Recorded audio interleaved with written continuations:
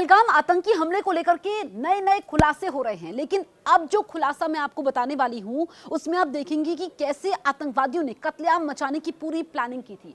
आप समझिए कि आतंकियों के निशाने पर यहां पर कौन कौन से इलाके थे वो मैं आपको बताती हूं।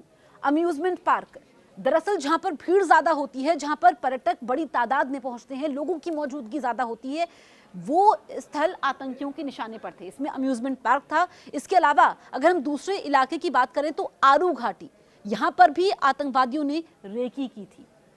बेताब घाटी, ये भी आतंकियों के निशाने पर थी। बेताब घाटी को लेकर के न्यूज 18 इंडिया ने पहले ही आपको बता दिया था, 2 दिन पहले ही न्यूज 18 इंडिया ने पर्दाफाश कर दिया था कि बेताब घाटी में भी आतंकवादी कत्लेआम मचाना चाहते थे। यानी कि बेताब घाटी, इसके अलावा आरू घाटी और तीसरा इलाका है अम्यूजमेंट पार्क, यहां पर आतंकवादी कत्लेआम मचाना चाहते थे। ये बहुत बड़ा खुलासा है कि कैसे यहां पर बहुत समय से ये प्लानिंग चल रही थी। दरअसल जो ओवरग्राउंड वर्कर्स होते हैं, इनसे जो पूछताछ हुई है, इसमें ये चौंकाने वाले खुलासे हुए हैं। अब मैं आपको बताती हूं कि आतंकवादी कब दाखिल हुए थे। 15 अप्रैल को पहलगाम पहुंचे आतंकवादी। 1 हफ्ते पहले ही पहलगाम पहुंच गए थे आतंकवादी। पूरी टाइमलाइन मैं आपको बता रही हूं।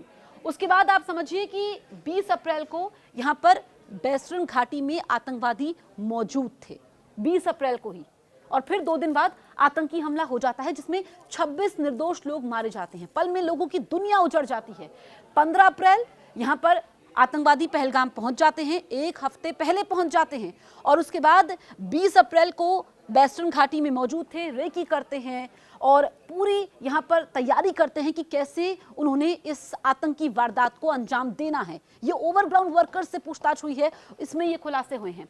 अब आप समझिए कि फोन के सिग्नल एजेंसियों ने ट्रेस किए हैं कि कैसे वो कम्युनिकेशन उनको करना है, क्योंकि उनके फोन नंबर्स ट्रेस होते हैं, पता ना चल पाए, इसलिए हाईटेक टेक्निक का इस्तेमाल किया गया। यहाँ पर सैटेलाइट फोन के इस्तेमाल के सबूत मिले हैं। ओवरग्राउंड वर्करों ने रेकी में मदद की। तो बिना सपोर्ट के तो ये हो ही नहीं सकता है, लेकिन आप ये समझिए कि कैसे यहाँ पर हाईटेक टेक्निक, मॉडर्न तरीकों से पूरी प्लानिंग की गई। फिर सैटेलाइट फोन के इस्तेमाल किए गए।